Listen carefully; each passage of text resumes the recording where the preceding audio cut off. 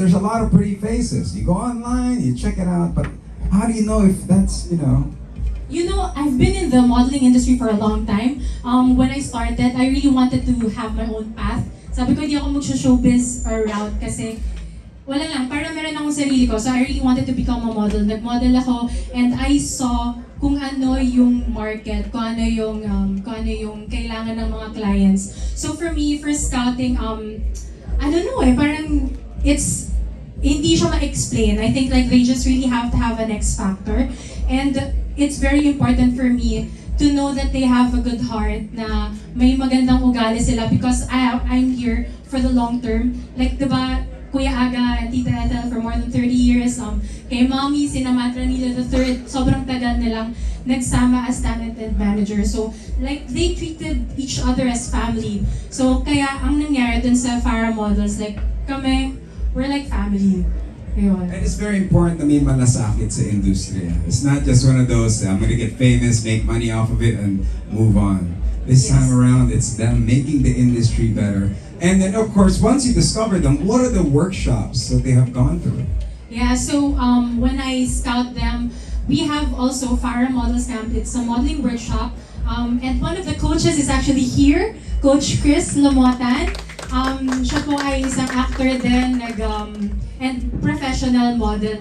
He is the one teaching acting dun sa mga students namin. So, for Farah Models Camp, we have intro to modeling, personality development, it's very important. We have runway also there, and many other things. So you're open for beauty queens as well. Of course, Yes, you have of Vienne, course. yeah? Yes, of Yeah, course. okay. That's nice. All right, so we'll be opening the floor to our press. If you have any questions, just I'll go beside you. Kindly raise your hand. I'll hand you a microphone.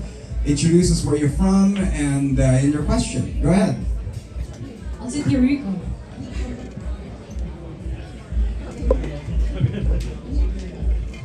Hi, Mickey. Okay, thank you. First of all, Farah, congratulations. Thank you. You've mentioned earlier that you started 8 years ago. Can you take us back to the time when Farah Models was in its formative years? What were the challenges that you encountered? And after 8 years, do you think that you made the right decision to pursue this career? Actually, yung pagiging talent manager ko, it was before Farah Models pa. I had a modeling agency before with business partners. It ran for mga 3-5 years, and I had it with business partners, and hindi nag-work out yung partnership ng maayos. Si Rico knows this story so well. It was really the toughest journey that I've had as a businesswoman, because I didn't study business. I graduated communication arts. Yung pumasok lang ako sa industry because yung mga clients, they would ask me, do you know more, kasi model po ako dati. So parang, do you know more models para dito sa show na to? And I would always get the job for my friends. So sabi ko, bakit di na lang ako magtayo ng agency? Pagkakitaan ko na lang siya. So, dun siya nag-start. And then 2017, that's when I opened my own agency, Farah Models. And when I started, I wanted to have just a few models. 5 lang po yung sinimulan ko. And it was really diversity. So, isang Pinay, isang half American, isang half Arab. So, it's diversity. And kaya konti lang kasi nakita ko yung mommy ko and yung tita ko, isa-isa lang na mga sikat na artista. And gusto ko dapat ganun sa modeling, konti lang sila.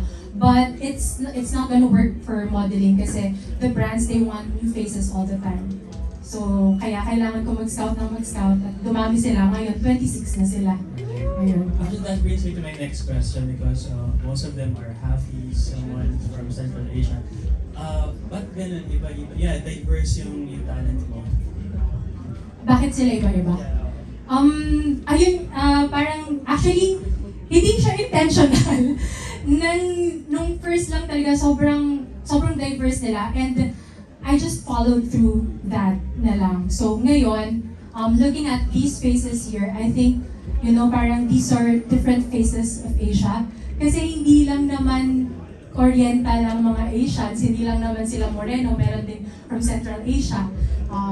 Merong hindi pala Asian. Asian kasi Pilipina siya. So, American Filipina. This is Irish Filipina. Diba? So, ayan, iba't ibang itsura ng Asians. Ayun. Thank you. Thank you. Next one. Can you introduce yourself? Where you from? Hi, I'm Kate from randomrepublica.com. So for the models, how would you describe her handling balance and what does she always remind you as a talent? So the first, Laziz, Rustamov again.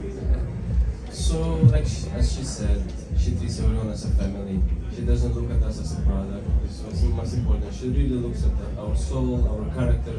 So it's very easy to work with her because if a project doesn't fit, it's easy to talk to her, or she will be the one approach say, hey, this is maybe this one works for you better, or this one. So it's very easy. It's like a sister for us. Sorry. And yeah, so far I never had a problem with communication. It's like a friend. And at the same time, she have discipline. There is a limits and there is respect, which is we should follow. And there is work. Work is work, and friendship is friendship. But we feel comfortable. We feel home. We feel understood. Farah know how to stand for her models. That's why we are here, and we always protected. We always safe. Doesn't matter what's going on. And of course, we being professional. We respect all the rules, and it's been easy. So Miss Farah as a model, So hi everyone, I'm Kaela and I've been under Miss Farah for over 3 years now, and she's my first ever manager, so I can't really compare it to anyone, but I would say that she has been the best person for me because at first I was really shy. I didn't even know why I actually started modeling, but she saw something in me, and at first I didn't know why and what she saw in me, but I just believed her and her vision and how she guided me toward this. So at first I didn't know how to act, I didn't know how to pose in front of the camera, but despite this and telling Miss Farah, I don't think I can. But then she tells me, you can, and there's something in you, and I believe in you. And those words really pushed me to where I am now, and 3 years later, here I am beside her as one of her top 8 models for Farah. Hey guys, my name is Sujin Kim. I've been with Farah since 2021. For me, my relationship with Farah, I feel like is comparable to a healthy relationship. So you know how a healthy relationship needs communication. So with Farah, we have always been able to communicate properly, like if I have problems, because it's normal to have problems, let's say with body image or stuff like that, especially as a model. She was always very supportive. She was never she never imposed strict standards as what you would expect from some modeling agency. She was always accepting of the idea that there will be changes in your life, and she's always been behind us through each one of those problems. So I appreciate that side of her, and I think all modeling agencies should be as kind as her. I just want to mention, Sujin is actually a TV reporter, and she just recently received an award, which is Boses ng Talino. Yay! Ronto? Hi guys, I'm Ronto, and I have been with Farah Models for only around 8 months. I'm a newbie, and I'm really honored to join this PRESSCON with you guys. So I think the most valuable thing I learned from Miss Farah is how we value human connections. So at the end of the day, we're not just trying to be pretty faces or be a 2D image of something. We're trying to make people feel something to bring the spirit and soul to the brand. So that's what I learned the most. Thank you. Birthday ko yata. Thank you.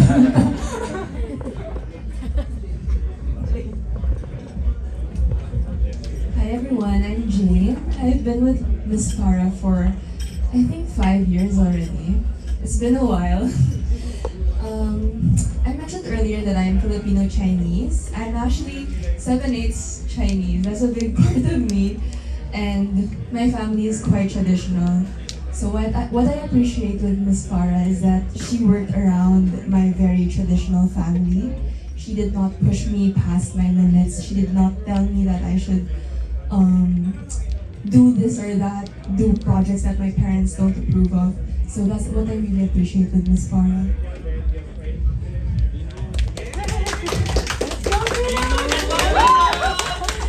Hi everyone, I'm Venus. I've been with Miss Farah for 4 years. I think for me, my relationship with Miss Farah since 4 years and siya din po yung first manager ko sa modeling. I think my relationship with her is like friends. When I tell her, pag may job po na hindi ko kayang gawin personally, hindi niya pinipilit and she respects that. And yun, hindi niya po pinupush yung mga boundaries na hindi ko talaga kayang gawin personally, which is I like po pagdating sa kanya. Tapos, laging ang reminder niya sa amin sa mga models niya, pag may shoot is, laging be on time talaga. Kasi syempre, hindi lang naman kami as a model yung maapektuhan, kundi yung buong agency. Kasi syempre, nire-represent din po namin yung agency.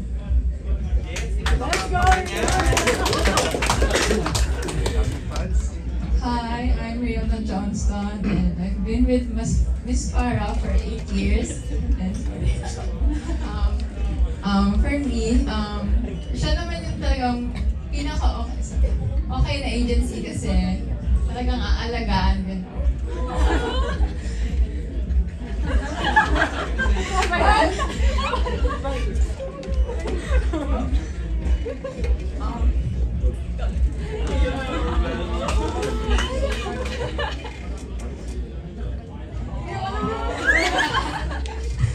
Hindi naman ako tatagal ng 8 years if hindi naging mabuti yung agency sa Miss Farah. So, thank you! Happy birthday! Birthday ko pa. Okay, so, when you ask kung paano siya as a manager sa amin, we get pretty emotional. I feel like si Riona lang talaga yung sobrang hindi talaga makontrol yung tears niya since 8 years pa naman, di ba? But I've been with Miss Farah for 4 or 5 years now. And lahat ng sinabi nila, totoo talaga. For me naman, personally, grabe siya mag-push out of my comfort zone. So, nung una, hindi ko rin alam paano niya ako na-scout. Parang nag-enjoy lang ako rin sa Farah Models camp. Tapos, she sees potential in us talaga. Mahilig siya mag-scout from zero, from scratch. Tapos, i-develop na kanya talaga. And I can't believe na nalabas ko yung pagiging extrovert ko even sa public kasi usually lumalabas lang to sa family. So like what they said, ipaparamdam niya talaga na family yung Farah Models. And then for pageanting naman, I remember my first pageant, ayoko talaga. On the day mismo, sabi niya, Vienne, ano ba, walang mawawala sa'yo if you just try. Pumunta ka ngayon na. So then I went, and then sabi na light makeup. Yung pala full glam kapag I went there with casting makeup. Pero I remember she just told me na be yourself, be bubbly, and people will appreciate you for being you. So yun yung binaon ko talaga. Everywhere I go, ako lang, magpapakatotoo sa sarili ko. And sobrang nire-respeto namin yung kay Miss Farah na she's always authentic. Kung ano siya sa amin, yun din yung pinapakita niya sa ibang tao. And ngayon hosting, she's been convincing me to host like for 4 years now with Sir Rico Robles. Ngayon lang ako na pa-oo. Pero lahat ng sinusunod namin sa kanya, hindi namin pinagsisisihan. So we're really, really grateful for that. And yun nga, she fulfills a lot of roles, not just a manager, a sister, mommy Farah din at the same time. And a friend you can always call. Like sometimes kahit madaling araw, may rant ka, ganyan. She'll pick up. Thank you. Thank you, Miss Farah. For my last question, for Farah, I know that you were able to observe your mom and your aunt, but is there any advice they gave you directly in terms of handling? Si Tita Ethel, I remember, sabi niya sa akin, kailangan yung models mo are very disciplined. And that's why, sabi nga ni Venus, kailangan on time. And that's very true. Like, kahit 1 minute dati, grabe. 1 1 minute late sila, galit na ako yan. Diba? Ito, so alam nila yan.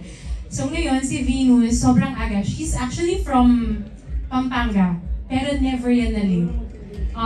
Sino pang mga malayo dyan? May mga malalayo dito, pero never sila na late. So that's what I got from my tita. From my mom naman, kasi sabi ko sa kanya, Mami, yung mga models ko, nakukuha na sila sa mga TV series. So, okay lang ba na pasukin, ganyan. And she would tell me na, kung gusto mong pasukin yan, kailangan matibay yung loob mo. Kasi it's a very cutthroat industry. Like, modeling is actually very cutthroat, pero this is even more than that. So, yun yung mga advice na nakuha ko from them. Thank you. Hi, good evening. Congratulations. For my first question for you, Miss Farah. By the way, I'm Chad from Manila Phil. Looking back, how would you describe yung naging journey ng Farah Models? And right now, any message you would like to give to your talents?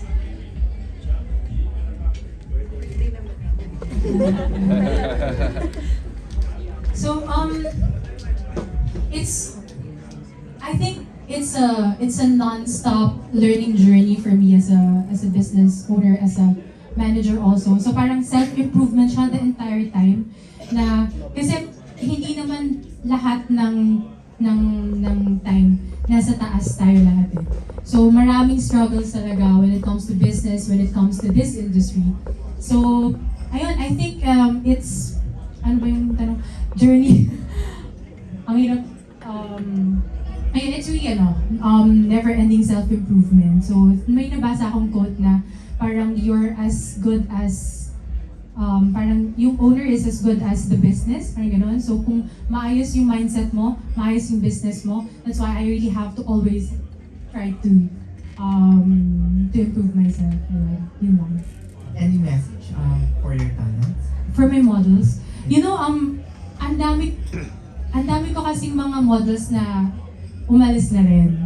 So, and what I really appreciate about these models here is yung loyalty na nandyan. Lalo na ito, 8 years, diba? From the first year ng Farah Models, I just wanna tell them that I really appreciate yung loyalty and love nila sa agency. Because, you know, sa start naman, I scout them, diba? So, sa start naman, wala pa silang kilala sa industry. Pag nakilala na sila na yung tinatanong ng mga clients. And I appreciate na sa akin pa rin nila binibigay. And they would still give value to the agency. Kasi yun naman talaga dapat eh, di ba? Hindi naman dapat. Pero like, I appreciate that. Yun lang. Thank you so much for staying. At sana mas matagal pa yung pagsamahan natin. Thank you. Thank you, Miss Farah. And for the models naman, behind the glitz and glamour ng modeling industry, any or how fun or challenging being a model? If you can share with us yun. Well, for me, I am a graduating student of international relations, and feeling ko pinakamahirap na point sa pag-juggle ng school and industry was when I joined Binibining Pilipinas 2024. Hindi ako nag-file ng LOA. So, mahirap siya kasi thankfully for Binibining Pilipinas, hapon pa yung call time. Pero morning, I would go to school. And then hapon, nasa Binibining ako.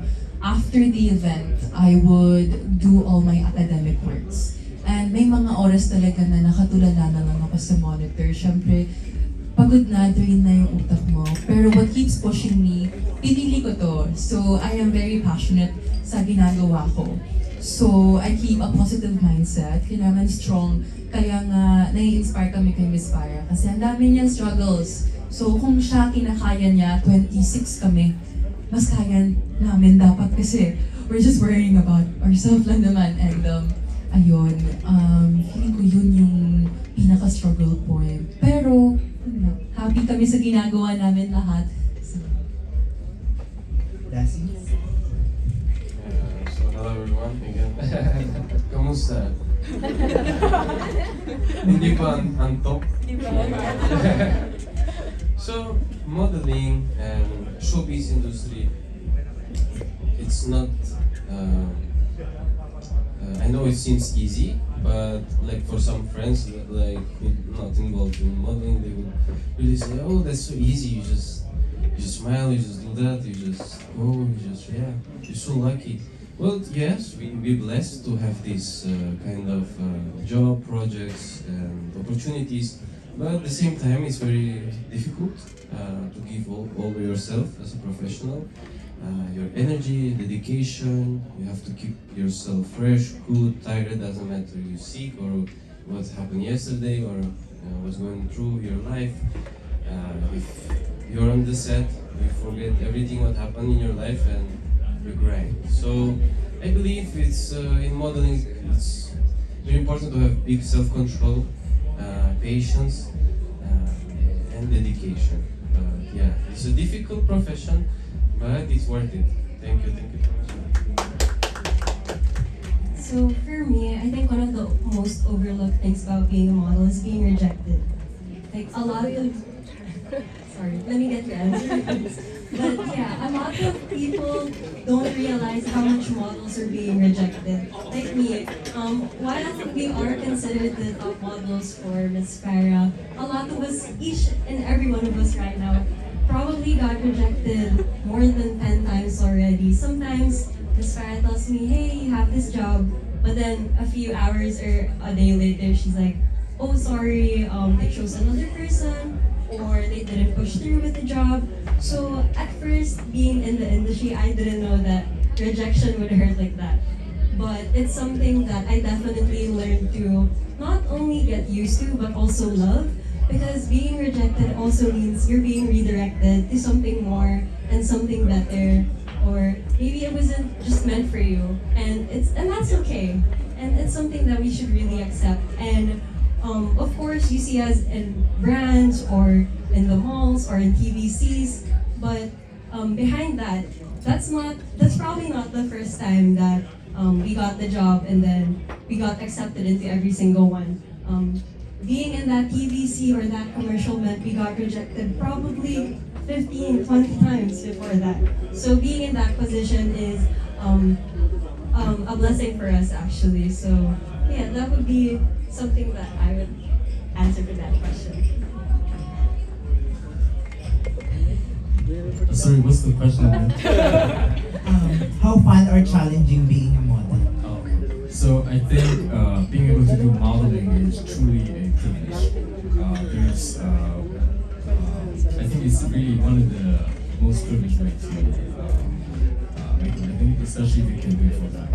But behind the scenes, a lot is going on. So for example, if you work part-time in modeling and have a full-time job, it's hard to manage your time. And especially after a long day, if you have, let's say, a photo shoot at night, you need to learn how to be patient to work with the staff. So it's not like, I want to go to this place and let me just get out of here after a take.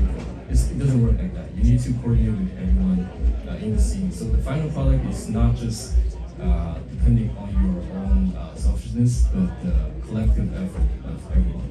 So although it could be challenging, but it's also very rewarding. Thank you. Thank you. I will take a look at the video. The video is now available right here, so you get to know them more, ladies and gentlemen.